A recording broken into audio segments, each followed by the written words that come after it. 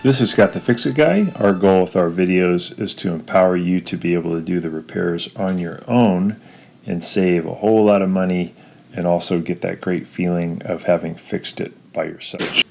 This is Scott the Fix-It Guy. Today we're dealing with a Miele Optima dishwasher that isn't heating up. The water's not getting hot. Might be an F24 error, which is the heater relay that needs to be replaced. Could also be from this part here, which is the heater itself, which is attached to the motor. So this part's a little bit more expensive, a little bit harder to replace, so it's probably wisest to try the cheaper relay first. So we're going to unplug the dishwasher first for safety reasons, and then we just have to get the dishwasher out of the cabinet. On this one there were 4 screws holding it in from the sides. Sometimes there's screws holding it in from the top, so you just want to check to see where you see the screws. Again, this one is just 2 on the left and 2 on the right, and these are just Torx 15 fasteners that come with the Miele dishwasher, and they're part of the installation. Some installers don't use these. Sometimes they just push the dishwasher into the cabinet. Sometimes they install a couple on the top, but in this case there are 4, 2 on each side, so we'll remove those. I'm just going to wiggle it out now toward me. Sometimes you have to lower the legs to get the dishwasher out. This one had enough clearance. If this video is helping you, please consider pressing down in the lower right hand corner of your screen the subscribe button, and that really helps our channel. I'm just going to wiggle it out, get it out of the cabinet.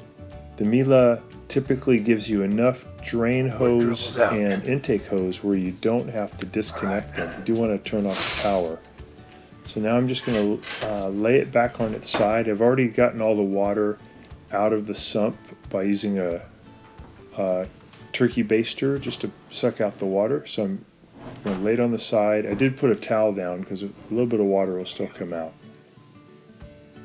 Now I'm just removing a couple of screws from the front and then a couple of screws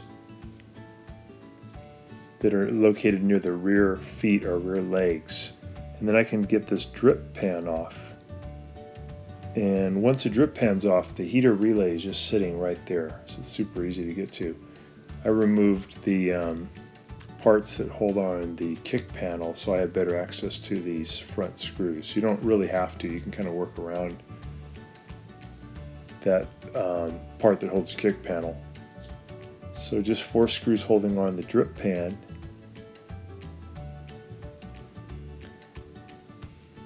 You can pull that out of the way.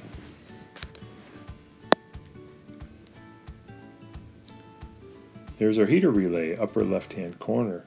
And it's just learn more about them by a little clip on and the right. Just started really like them. Push that clip down and slide it toward for us. It's been a really good dishwasher.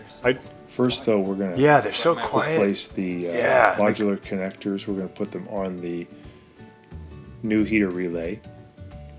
So we just pull them off. I pulled off the left one first. Okay. The new heater relay, then I pull it off the right side. Oh, I've heard of that guy. The middle, because the middle one's a little bit hard to get to unless you remove the left and right. So we got that new relay put in, and now I'm just put the drip pan back in, reconnected the power,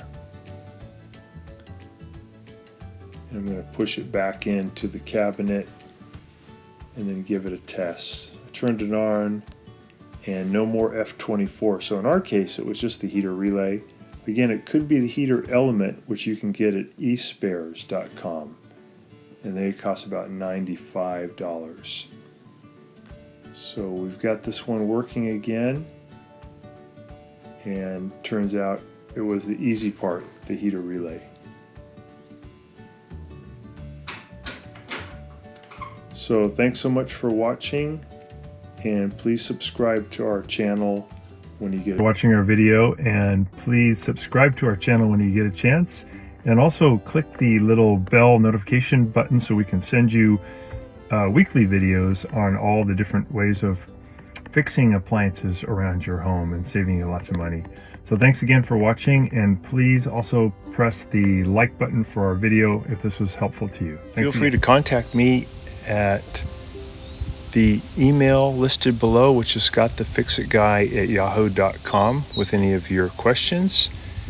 And also, if you need to have a FaceTime meeting with me or a Zoom meeting, you can click on one of the links below in the description, and we can set up a 15-minute or 30-minute video conference where we can work on your appliance problem.